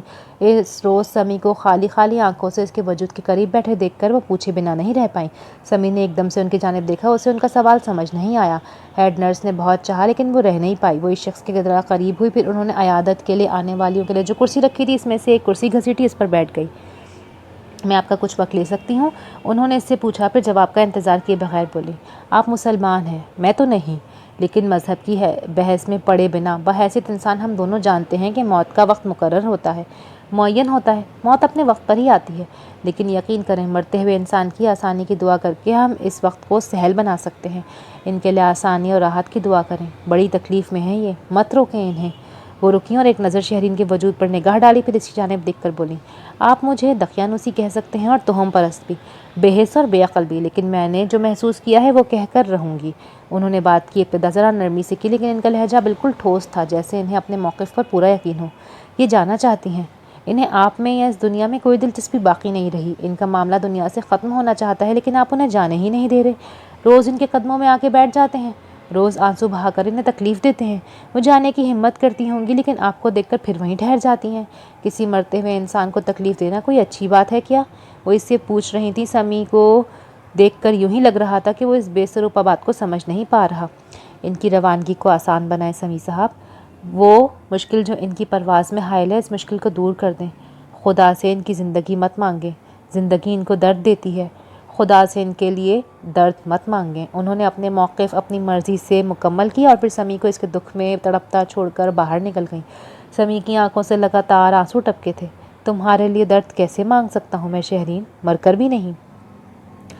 یہ اذیت جو ہم دونوں سہ رہے ہیں یہ ہماری قسمت میں ہمارے پیدا ہونے سے پہلے لکھ دی گئی تھی، اور اس کی وجہ یہ نہیں ہے کہ ہمارے نصیب روشن نہیں، بلکہ اس کی وجہ یہ ہے کہ ہمارے باپ نے جو بویا ہے ہمیں وہی کاٹنا ہے۔ ابا نے نہ جانے کتنی عورتوں کے خون کے آنسو رلایا ہے، کتنی عورتوں کے دل توڑے ہیں، کتنے ارمانوں کا خون کیا ہے۔ وہ بدوائیں جو جھولی بھر بھر کر ابا کو ملی ہیں اس کی بھرپائی ہمیں ہی تو کرنی ہے، یہی مکافات عمل ہے۔ یہ زری کی سسکتی ہوئی آواز نہیں تھی، یہ تھپڑ تھا جو کاشف نثار کے منہ پر پڑا تھا۔ انہیں لگا وہ ادموئے ہو گئے ہیں۔ اس رات کے بعد سے انہیں کسی رات سکون سے نیند نہیں آئی تھی۔ وہ ہر روز رات کو بس خالی نظروں سے چھت کو تکا کرتے۔ یہ کیسی اذیت تھی جو ان کا مقدر بن گئی تھی۔ انہیں کوئی بیماری نہیں تھی، لیکن وہ خود کو برسوں کا بیمار سمجھنے لگے تھے۔ اس روز رات کو اپنی بیٹیوں کے کمرے سے باہر گزرتے ہوئے ان کے قدم جیسے کسی نے مقناطیس کی طرح کھینچ لیے تھے۔ اسفر کی زندگی میں بہت سی لڑکیاں ہیں، زری نے کہا تھا۔ یہ بات ان کے لیے کوئی نیا انکشاف نہیں تھا۔ انکشاف یہ تھا کہ زری جانتی تھی کہ اس کا شوہر کس قسم کی حرکات میں ملوث تھا۔ وہ وہیں کھڑے ہو کر اس کی باتیں سننے لگے۔ ان کا دل چاہا تھا کہ اندر کمرے میں جا کر بیٹی کو سینے سے لگائیں اور اسے احساس دلائیں کہ وہ اس کے ساتھ ہیں۔ ان کے ہوتے ہوئے کوئی ان کی بیٹی کو دکھ دینے کا سوچ بھی نہیں سکتا۔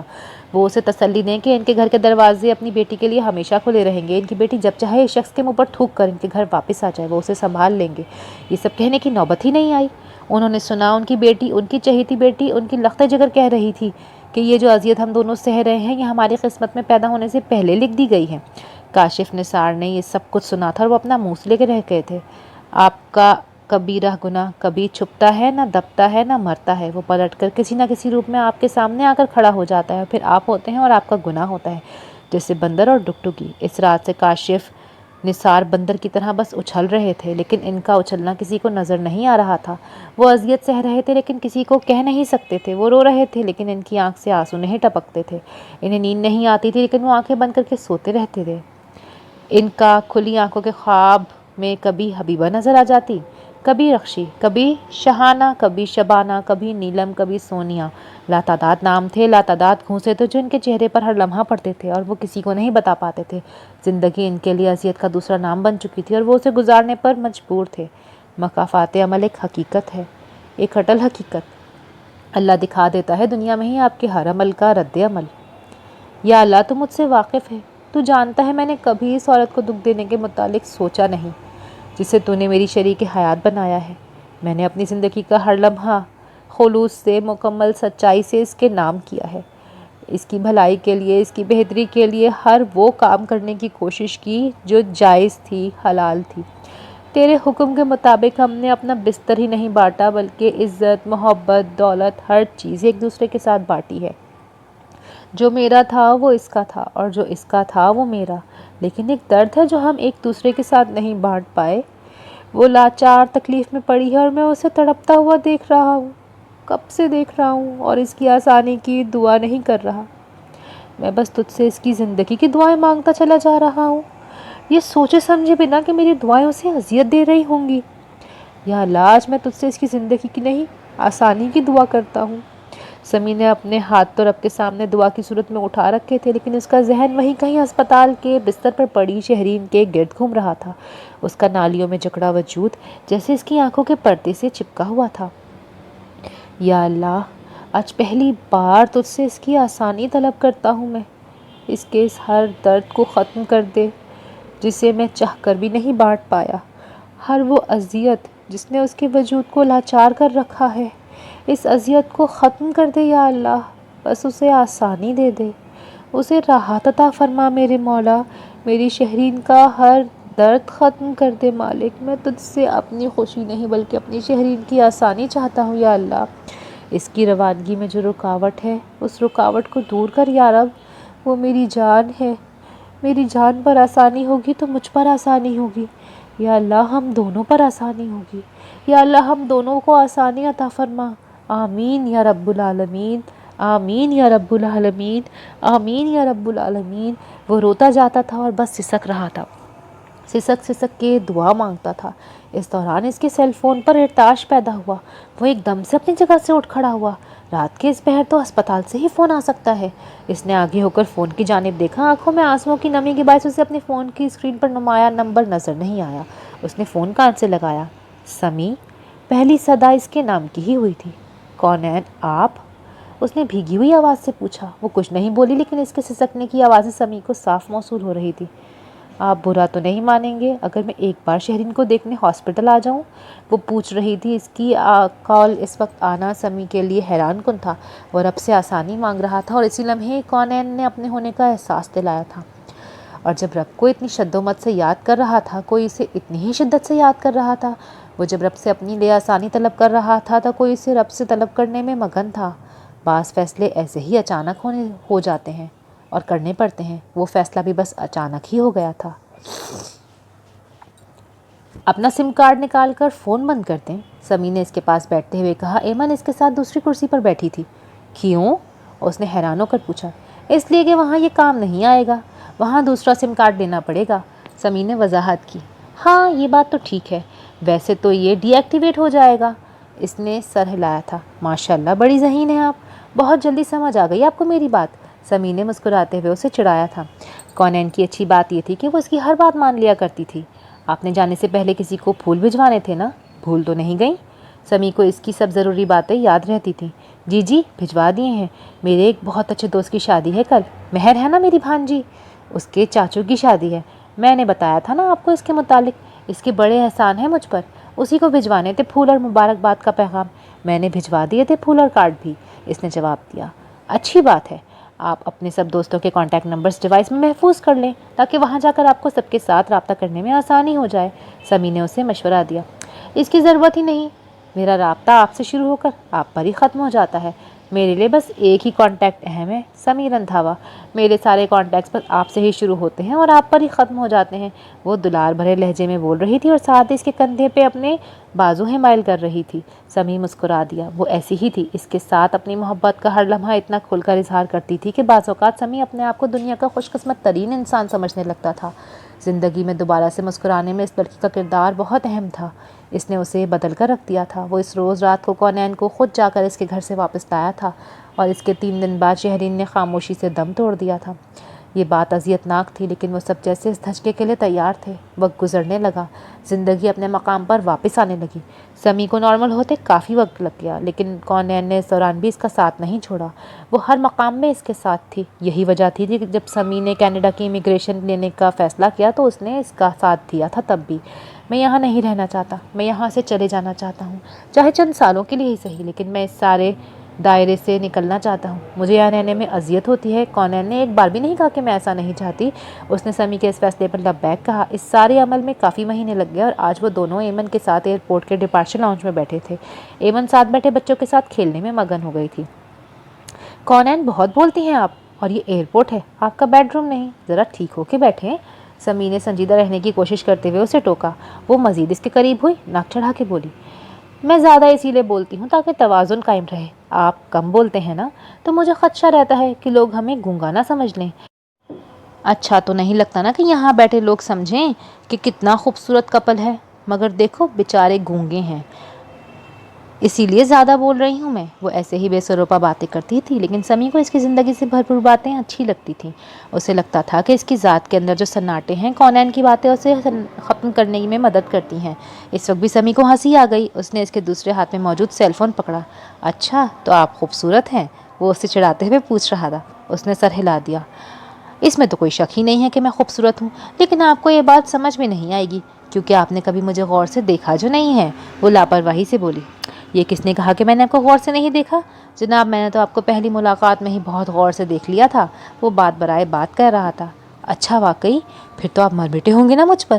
آپ نے سوچا ہوگا کتنی حسین لڑکی ہے یہ، وہ پوچھ رہی تھی۔ سمی مسلسل مسکرا رہا تھا اور اس کے ساتھ ساتھ اس کے موبائل میں موجود نمبرز کو ڈیوائس پر منتقل بھی کر رہا تھا۔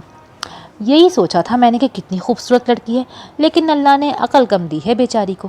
کاش ذرا سی عقل دے دی ہوتی تو مجھ غریب کا بھلا ہی ہو جاتا۔ وہ باتیں اسے کر رہا تھا لیکن توجہ موبائل کی جانب تھی۔ آپ پہلے دن ہی سے مجھ پر فدا ہو گئے تھے، مجھے پہلے ہی شک تھا آپ پر کہ یہ بندہ شکل سے ہی گنامیس نہ لگتا ہے۔ وہ اسے چڑھا رہی تھی۔ اچھا اب ذرا خاموش رہیں ایک منٹ، ایک ضروری کال کرنی ہے مجھے۔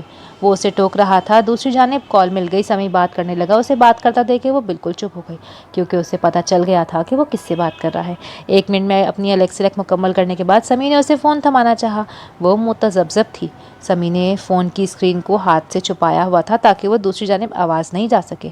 میری خاطر پلیز، وہ بہت محبت بھرے لہجے میں بولا تو کونین نے فون تھام لیا۔ جی ابا ٹھیک ہوں، جی بالکل، ہاں جی ابا۔ ایمن بھی ٹھیک ہے؟ جی ابا، جاتے ہی فون کر دوں گی۔ آپ اپنا خیال رکھیے گا ابا، دوا وقت پہ لیتے رہیے گا۔ اس نے روبوٹ کی طرح بات کی تھی لیکن کر لی تھی۔